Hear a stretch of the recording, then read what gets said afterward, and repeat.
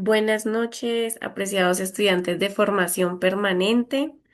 Bienvenidos a este encuentro, el número 15, donde estamos reflexionando sobre la Virgen María en este año mariano, como el lema está para este año: con la esperanza de María, evangelicemos con alegría.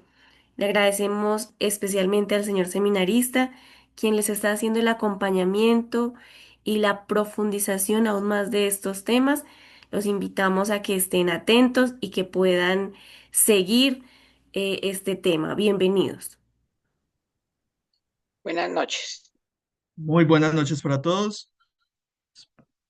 Muy buenas noches, señor seminarista. Espero estén muy Buenas bien. noches.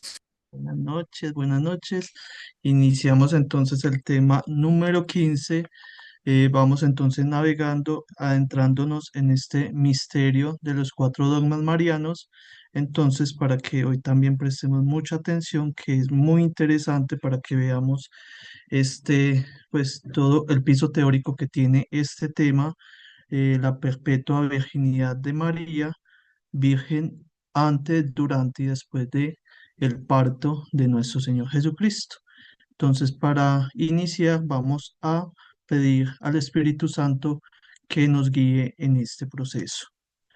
Iniciamos en el nombre del Padre, del Hijo, del Espíritu Santo. Amén.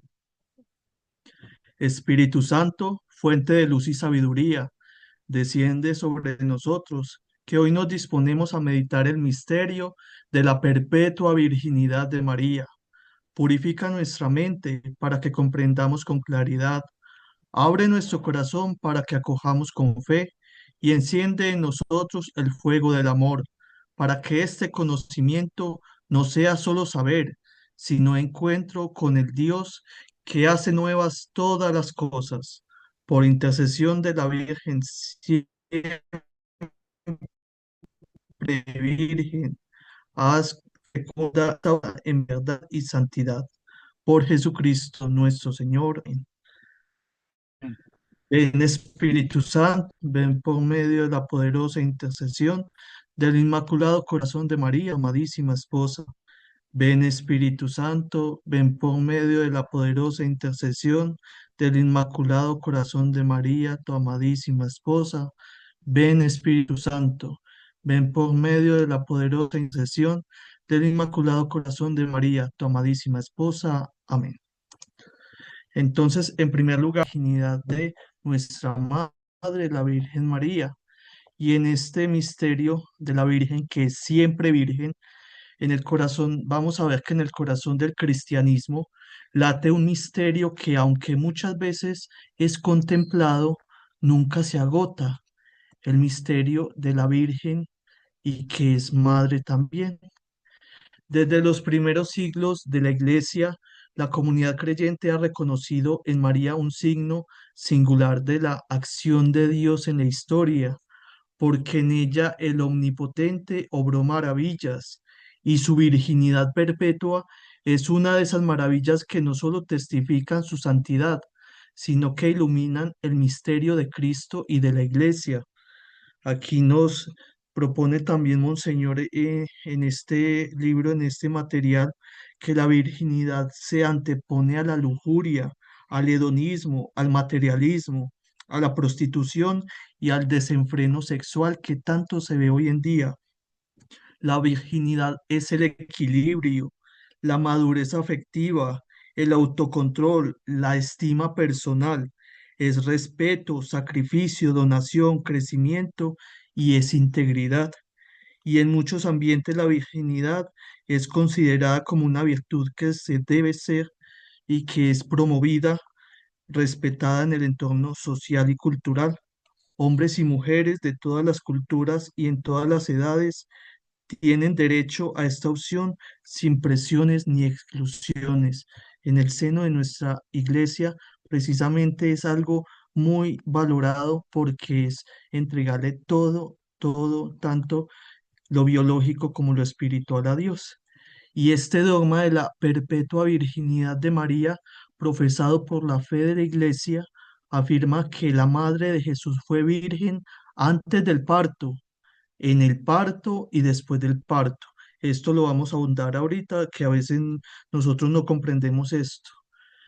Este hecho, es decir, que concibió sin obra de varón, por obra del Espíritu Santo, que dio a luz sin detrimento de su integridad virginal y que permaneció virgen en el resto de su vida terrena, nos hace pensar que esta triple acción es una dimensión que ha sido sostenida por los padres de la Iglesia, por los concilios ecuménicos, enseñado por los papas y meditada por los teólogos a lo largo de todos los siglos.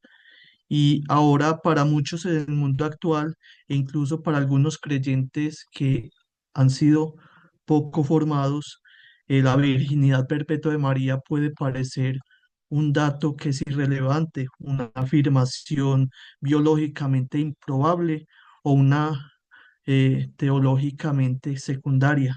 Y sin embargo, cuando se penetra en este misterio con los ojos de la fe, se descubre que esta verdad dogmática no es simple dato mariano, sino que es una clave reveladora del plan divino de salvación, una declaración sobre la santidad del cuerpo, una profunda proclamación cristológica y es un modelo escatológico de la iglesia que es virgen y que es madre. Y entonces aquí es donde vamos a decir que además este dogma tiene consecuencias importantes para la vida de la iglesia y para cada creyente, para cada uno de nosotros, porque María, la siempre virgen, representa también esa virginidad espiritual de la iglesia, su integridad más bien doctrinal, su fidelidad al esposo, su misión de generar nuevos hijos por la fe y por los sacramentos. Y así también para cada cristiano, María es el modelo de la pureza perfecta, de la pureza del corazón, de apertura del espíritu, de libertad interior y de entrega sin reservas. Y entonces aquí es donde vamos a decir en esta introducción, cuando vamos a contemplar todo este grande misterio, ofrecer un recorrido sólido y exhaustivo sobre este dogma mariano es algo que nos va a dejar un poco atónitos porque hay cosas que nosotros, yo estudiando esto no lo comprendía y así es que uno aprende más, estudiando y también preparando esto. Eh, Abordarlo desde tres pilares que lo sustentan, así como lo hicimos con el primer dogma que fue la maternidad de la Virgen María. Así será entonces desde la Sagrada Escritura, desde el magisterio de la Iglesia y la reflexión teológica. Y solo en esta unidad, respetando el modo en que la revelación se da, que es procesualmente, así también se transmite, podemos comprender, contemplar y amar verdaderamente el misterio de la Virgen, que es siempre virgen. Y aquí es donde vamos al primer fundamento, fundamento en la Sagrada Escritura. La Sagrada Escritura, que es inspirada precisamente por el Espíritu Santo, no solo relata hechos, sino que revela misterios. Aunque la Biblia no emplea explícitamente la expresión de perpetua virginidad de María, así como lo hace, no dice la Santísima Trinidad o no dice purgatorio u otras cosas, lo da a entender, sí, porque así en la reflexión de la Iglesia a través de la historia, entonces ya se le ha dado ese nombre para que nosotros lo podamos, digamos así, encerrar y comprender. Entonces, el Espíritu Santo no solo relata hechos, sino que revela misterios. Aunque la Biblia no emplea explícitamente este término, presenta múltiples testimonios leídos desde la tradición y el magisterio. Sostienen con firmeza y coherencia esta verdad de fe. María, la llena de gracia, fue concebida como la morada inmaculada de Dios, cuya virginidad manifiesta una consagración integral y permanente al plan divino de Dios. Y ahí es donde vamos al primer punto, la virginidad de María antes del parto. Esto es un poco más fácil saberlo porque pues ella era muy jovencita y todavía no ha tomado varón, lo dice explícitamente también la Sagrada Escritura. La Escritura da testimonio explícito de que María concibió a Jesús sin intervención de un varón, por obra del Espíritu Santo. Esta es la base evidente de su virginidad antes del parto. Primero, como profecía en Isaías 7:14, la Virgen concebirá. Y como dice, por eso el Señor mismo le dará un signo. He aquí que la Virgen concebirá y dará a luz un hijo y le pondrá por nombre Emmanuel. Lo que decimos después, Dios con nosotros. Y este versículo es clave para nosotros en nuestra fe cristiana. Es reinterpretado cristológicamente por el Evangelio de Mateo, Mateo 1, 23. El término hebreo Halma puede traducirse como doncella o como joven mujer, pero la traducción de los 70, la Biblia griega que usaron los primeros cristianos y que usó también nuestro Señor Jesucristo, emplea el partenos, que significa virgen de forma explícita. El signo que Dios ofrece no es simplemente un nacimiento, sino que es una concepción que es virginal, sobrenatural, milagrosa, y que la concepción virginal no es una metáfora, sino que es un signo escatológico. Decíamos que esta escatología es estudiar todo lo que es el futuro, ¿sí? La realidad es futura, lo que vamos a vivir más allá de esta vida terrena, sino que es un signo escatológico en cuanto que Dios mismo irrumpe en la historia humana sin mediación del deseo carnal. ¿Y esto cómo lo vemos? Con el segundo, precisamente, eh, el segundo término, digámoslo así, o más bien la perícopa de Lucas 1, 26, 38, el anuncio a María. Nosotros vamos a tomar mucho de estos capítulos porque es donde hablan precisamente toda esta realidad de Nuestra Señora, la Virgen María. ¿Cómo será esto? Pues que no conozco varón, dice ella. Esta pregunta de María al ángel Gabriel no tiene sentido si ella tuviera la intención de llevar una vida marital ordinaria con José, con San José. El uso del presente, no conozco varón, ¿sí? No se refiere solamente a un estado actual, sino a una disposición permanente de virginidad, lo que lleva a la mayoría de los padres de la iglesia. Cuando hablamos de los padres de la iglesia, entonces es todos aquellos que son sucesores de los apóstoles y los primeros discípulos hasta el siglo octavo, que serían los más tardíos, ¿sí? Eh, y ellos afirman que María había hecho un voto de virginidad, incluso en su matrimonio legal con José. El ángel responde, el Espíritu Santo vendrá sobre ti y el poder del Altísimo te cubrirá con su sombra. Lucas 1:35. Aquí se manifiesta entonces que el poder creador de Dios, que en Génesis 1:2 planeaba, estaba sobre las aguas, que estaba aleteando sobre las aguas, es el mismo que fecunda el seno de María, haciendo posible la concepción virginal del Verbo. Y aquí es donde vamos a la tercera perícopa, Mateo 1:18-25. José el justo. María, su madre, estaba desposada con José y antes de que convivieran, se halló encinta por obra del Espíritu Santo. Y este pasaje entonces, ¿qué nos va a decir? Que explícitamente que María concibió antes de convivir con José, es decir, antes de que existiera una vida conyugal entre ellos o un tacto, digámoslo, físico entre ellos. El texto no dice ni insinúa que después haya convivido así, maritalmente, digámoslo así, en sentido carnal. Y José no la conoció hasta que dio a luz un hijo. La expresión hasta que, a veces nosotros entonces decimos, ah, no, entonces después sí, no, no implica necesariamente un cambio posterior, como lo ha demostrado siglos de exégesis de los padres de la iglesia, de la patrística. En hebreo y griego, este tipo de expresión se usa para subrayar una situación sin afirmar nada sobre lo que viene después. Mical no tuvo hijos hasta el día de su muerte. es lo mismo que decía entonces segunda Samuel 6:23. Aquí hacemos como una comparación.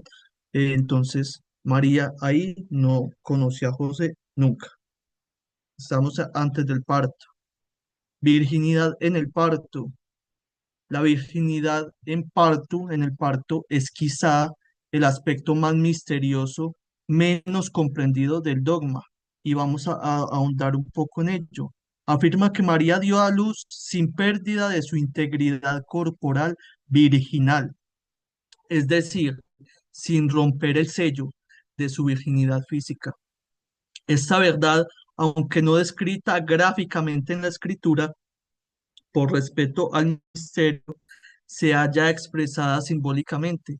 Primero, en Lucas 2:7, y dio a luz a su hijo primogénito, lo envolvió en pañales y lo acostó en un pesebre. Y este término primogénito, prototocos, no implica necesariamente que haya habido otros hijos, sino que Jesús es el hijo primero en dignidad y derecho legal, y especialmente en el contexto de la ley mosaica. Éxodo 3:2, 13:2. El hecho de que María lo dé a luz sin asistencia médica, sin que se mencione ningún dolor ni consecuencia corporal, ha sido interpretado por la tradición como un nacimiento milagroso, sereno y puro. Y aquí también nos lo muestra entonces Ezequiel capítulo 44, versículos 1 y 2. Esta puerta estará cerrada, no se abrirá y nadie pasará por ella, porque por ella ha entrado el Señor, el Dios de Israel. Por eso permanecerá cerrada. ¿Sí? Entonces este texto que nos está refiriendo, que es un contexto original al templo, fue visto desde los primeros siglos como la figura tipológica del vientre virginal de María, que fue la puerta cerrada por donde entró el Señor en la historia humana. Y así lo afirmó también San Ambrosio, San Jerónimo y San Agustín, que sabemos que son insignes patriarcas de la Iglesia. Cristo nace sin dañar la virginidad de su madre, del mismo modo que entra en el cenáculo estando cerradas las puertas. Juan 20:19. Y también entonces nos lo va a decir Isaías 66:7. Antes de estar de parto, dio a luz. Antes de venirle dolores, dio a luz un hijo varón. Y este versículo que nos va a decir ha sido entendido por la tradición como una profecía del parto virginal y sin dolor de María. Indica un nacimiento no sujeto a las leyes comunes de la biología caída. Y entonces, así entonces, comprendiendo esta virginidad en el parto, también entonces comprendamos la virginidad después de ese parto. Y esta afirmación de que María permaneció virgen después del nacimiento de Jesús, entonces ha sido sostenida desde la antigüedad como malinterpretaciones del texto bíblico. Los hermanos de Jesús, que fue el texto también que se leía ayer en la fiesta de Nuestra Señora del Rosario de Chiquinquirá. Eh, ¿No es este el hijo del carpintero? ¿No se llama su madre María y sus hermanos Santiago, José, Simón y Judas?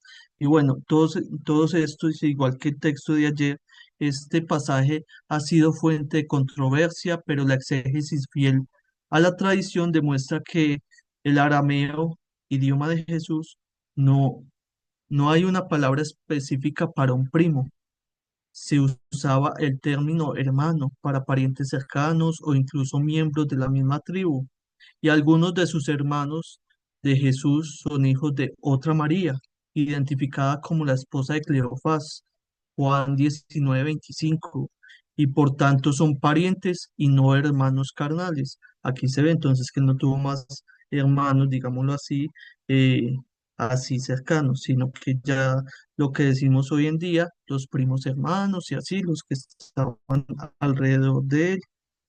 Eh, También la falta de toda mención a otros hijos en los relatos de la infancia, en la vida pública y en la pasión y muerte del Señor, no aparecen por ningún lado que los otros hermanos, confirma entonces aquí el testimonio de que es constante la virginidad perpetua de María. Y Juan 19:26, 27.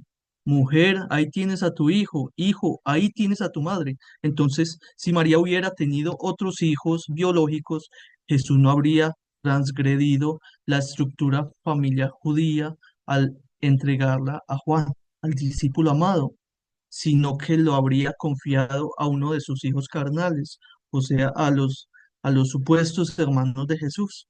Y este gesto subraya su unicidad como hijo, que él es el primogénito y es el único, y la ausencia de otros hermanos consanguíneos. Y entonces aquí vamos a ver, entonces, que aunque el lenguaje bíblico no describe con precisión médica la virginidad de María, ofrece una visión profunda que es simbólica, teológica y espiritual, que solo puede entenderse plenamente desde la unidad de la escritura y la teología, o sea, la escritura más bien y la tradición, que sabemos que son las fuentes de la revelación y que el magisterio de la iglesia son los que es el que custodia este tesoro que se le ha confiado en la persona de Pedro cuando se le entrega las llaves. El testimonio bíblico no puede leerse de manera aislada, literalista ni anacrónica, sino con los ojos del corazón creyente que descubre en María que es el arca de la alianza, la puerta cerrada del templo, que es la tierra virgen fecunda por la palabra y la mujer consagrada enteramente a Dios. Y entonces ya pasando de el fundamento de la escritura, pasamos al magisterio, ¿sí? Todo el proceso de la iglesia a través de la historia. El magisterio de la iglesia como ministerio de enseñanza confiado a Cristo, por Cristo más bien, a los apóstoles y a sus sucesores, garantiza la transmisión fiel, íntegra, iluminada por la revelación de que de todo lo que se encuentra en la Sagrada Escritura y en la tradición viva. Entonces, en lo referente a este tema, que es la perpetua virginidad de Nuestra Señora, el magisterio ha reafirmado constantemente e ininterrumpidamente esta verdad desde los primeros siglos y lo ha defendido.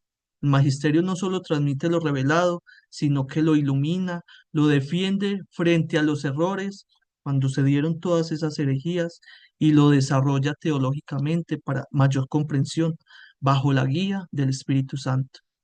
El Espíritu Santo llegó en Pentecostés, llegó ese día y es el que acompaña a la iglesia ahorita y por toda la eternidad. Por tanto, el dogma que estamos viendo es sólido, garantía magisterial, expresado en los símbolos de la fe, los concilios ecuménicos, el magisterio ordinario y, y todos los padres, ¿sí? Universal de los padres de la Iglesia, además que nos lo enseña el catecismo de la Iglesia Católica.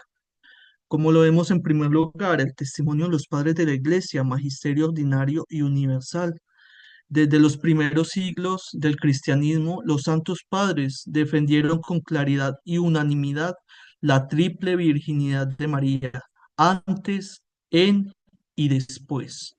Y este contexto, que es unánime en la fe y enseñanza, tanto en Oriente como en Occidente, ¿sí? Forma parte del llamado consensus patum, patrum, que el magisterio reconoce como criterio seguro de la tradición que es auténtica. Lo vemos. Primero, San Ignacio de Antioquía.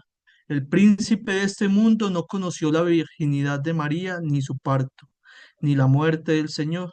Tres misterios sonoros que fueron realizados en el silencio de Dios. Carta a los Efesios 19:1, ¿sí? Pero de San Ignacio. San Atanasio, ¿qué nos va a decir? Jesús fue concebido por una virgen, sin intervención de varón, como convenía al Hijo de Dios, y María permaneció virgen después del parto. Ambrosio de Milán, que precisamente es el que ayudó a la conversión de Agustín de Hipona. Ella es virgen no solo por concebir, sino también por dar a luz. Virgen concibió, virgen dio a luz y virgen permaneció. Y el grande, el magno San Agustín de Hipona, la Virgen concibió, la Virgen dio a luz y Virgen permaneció. ¿Por qué te sorprendes? Era conveniente que Dios naciera así, cuando elegía nacer entre los hombres. Y este testimonio es reiterado por padres de tan diversos en la historia. Constituye un acto magisterial que es ordinario y es universal. Expresión segura de la fe de la iglesia primitiva. Las declaraciones solemnes de los concilios ecuménicos. Aquí nombramos tres: Concilio de Éfeso, Concilio Lateranense con el Papa también Martín I y el segundo Concilio de Constantinopla. El Magisterio Solemne ha definido explícitamente la perpetua virginidad de María como doctrina de la fe católica, especialmente en dos momentos, bueno, dos momentos claves, pero pues aquí los desarrollamos un poco más. Eh, que nos va a decir que con el concilio de Éfeso en el año 431 después de Cristo, aunque el tema principal del concilio fue proclamar a María como la Theotokos, que lo decíamos hace 8 días, la Madre de Dios, esta proclamación entonces implica ya su consagración total y su virginidad perpetua, pues la maternidad divina es inseparable de su pureza singular. El concilio no negó ni discutió la virginidad, al contrario, la consideró asumida por la fe católica como verdad connatural a la maternidad divina. Cuando vemos que los concilios ya declaran algo es porque ya se venía suscitando en el seno de la iglesia, en los fieles, y se da entonces el sensus fidei y se proclama precisamente en estos concilios. El concilio lateranense y también el Papa Martín I, año 649 después de Cristo. En este concilio, aunque no es ecuménico en el sentido actual, digámoslo así, es reconocido por su autoridad doctrinal, ya que en él se definió solemnemente: si alguno no confiesa, de acuerdo con los santos padres, que la Santa y siempre Virgen e Inmaculada María fue en verdad Madre de Dios, y que ella permaneció verdaderamente virgen antes del parto, en el parto y perpetuamente después del parto, sea anatema. Dessinger, numeral 503. Entonces, esta fórmula dogmática de este concilio constituye una definición que es clara y precisa de este dogma, reafirmando su triple dimensión y vinculándola explícitamente a lo recibido también por los padres de la Iglesia. Y por último también, entonces, el segundo concilio de Constantinopla. Este concilio ecuménico ratifica el título paternos, que es siempre virgen, como doctrina propia de la Iglesia y lo vincula inseparablemente a la persona de María en su maternidad divina. Confesamos que el Verbo de Dios se encarnó y se ha hecho hombre, tomando carne de la Santa, gloriosa Madre de Dios y Virgen María. Sí, clarísimo acá.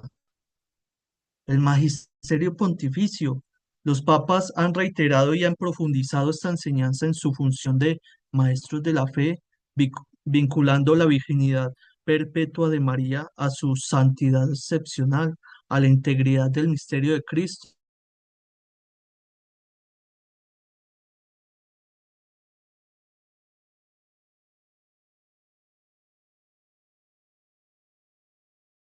Ahorita tenemos el 14, este es el primero, León Magno, entonces va a decir: la concepción del Salvador fue obra del Espíritu Santo, la virginidad no fue violada, sino que ha sido consagrada.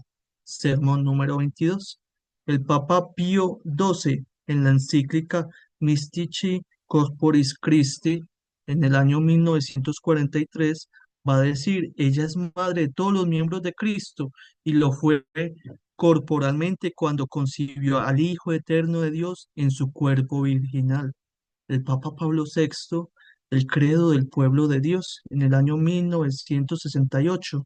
Creemos que la Santa Madre de Dios, la nueva Eva, la Madre de la Iglesia, permaneció siempre virgen, es decir, que no perdió su virginidad ni al concebir ni al dar a luz al Hijo de Dios hecho hombre. Y este testimonio contemporáneo afirma que la doctrina no ha perdido actualidad, sino que esta parte esencial del depósito sagrado de la fe. Dei Verbum, numeral 10. Y el Catecismo de la Iglesia Católica, que recoge y sistematiza la doctrina revelada y su desarrollo magisterial, nos presenta entonces sobre la virginidad, desde los numerales 496 al 507. La profundización de la fe en la maternidad llevó a la Iglesia a confesar la virginidad real de María, incluso en el parto del Hijo de Dios, hecho hombre. En efecto, el nacimiento de Cristo no disminuyó, sino consagró la integridad virginal de su madre. Y entonces aquí vemos el catecismo, al recoger estos elementos doctrinales, presenta la virginidad perpetua no como una afirmación aislada, sino integrada en el misterio de Cristo y de la Iglesia. Y por último, abajo, que dice la liturgia, expresión del lex orandi, lex credenti. La liturgia de la Iglesia, entonces, tanto en Oriente como en Occidente, ha proclamado durante siglos de virginidad perpetua de María, reflejando la fe viva del pueblo de Dios. La liturgia romana María es invocada como siempre Virgen en los prefacios de la misa y en las antífonas marianas. En la liturgia bizantina, la invocación constante a María como la Teotocos e Hipatenos, Madre de Dios y siempre Virgen, es signo de su veneración profunda e inseparable del misterio de Cristo. Y para ir terminando entonces el fundamento teológico. Es muy extenso, pero aquí está como en resumen, ya que la teología, estos serían como los tratados que uno ve en teología, esto es lo más fundamental. La teología en cuanto ciencia de la fe busca no solo comprender racionalmente el contenido revelado, sino también penetrar en el misterio profundísimo para captar su belleza, su coherencia interna y su irradiación en toda la economía de la salvación. El dogma que estamos tratando el día de hoy, más allá de su dimensión histórica o biológica, se presenta como una verdad de fe con un fuerte valor que es cristológico, eclesiológico, escatológico, antropológico, moral y mariológico. Exactamente. ¿Por qué dimensión cristológico? Porque la virginidad de María está en función directa a la verdad de Cristo. La afirmación de que María concibió, dio a luz y permaneció virgen no se entiende desde la exaltación personal aislada, sino por el misterio del Hijo que ella engendró, el Hijo eterno del Padre, verdadero Dios y verdadero hombre. La dimensión eclesiológica, porque como lo dice el Concilio Vaticano II en la Lumen Gentium numeral 63, este nos va a enseñar que María es figura de la Iglesia en el orden de la fe, de la caridad y de la perfecta unión con Cristo, porque su virginidad perpetua no es solo una realidad personal, sino que es un modelo y signo escatológico de la Iglesia. Llama a ser vir por la fe y madre por la fecundidad espiritual. Vemos lo escatológico, porque la virginidad perpetua de María es un anticipo y una profecía del estado escatológico de la humanidad que es glorificada. Y en el reino de los cielos no se casarán ni serán dados el matrimonio, porque todos vivirán en plena comunión con Dios sin mediación biológica, la dimensión antropológica y moral. En esta cultura que tiende a reducir al ser humano en una dimensión corporal y genital, el dogma que estamos tratando hoy, el dogma de la perpetua virginidad de María, es una luz profética que eleva la visión cristiana del cuerpo, el amor y la fecundidad.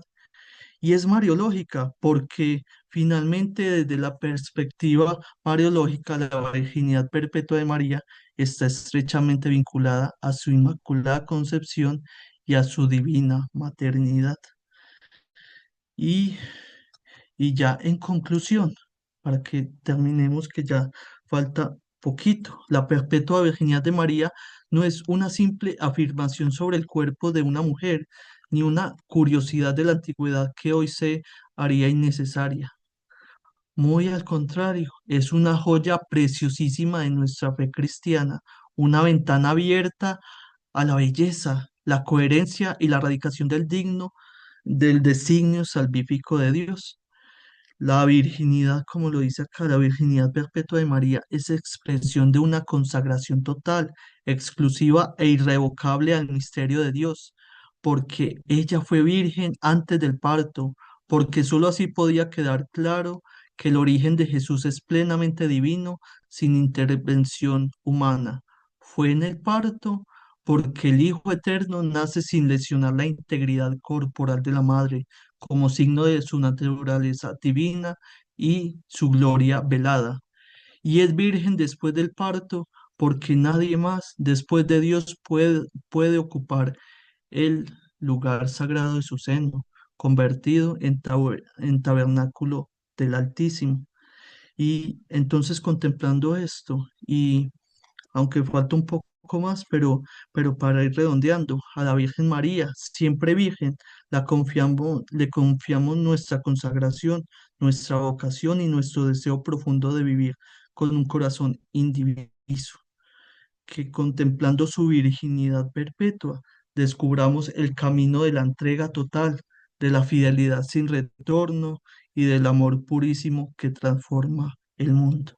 Y terminemos entonces con una oración, dando gracias a Dios por esto que nos ha hecho comprender. Damos gracias, Señor, por haber acompañado este momento de su contemplación, que quienes hemos profundizado en el misterio de la Virgen, siempre Virgen, guardemos en el corazón lo aprendido y lo transformemos en vida consagrada a tu voluntad.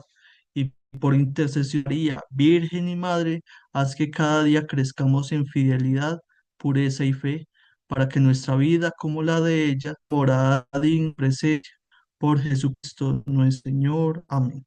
El Amén. Señor nos bendiga, nos guarde de todo mal y nos lleve a la vida eterna. Amén.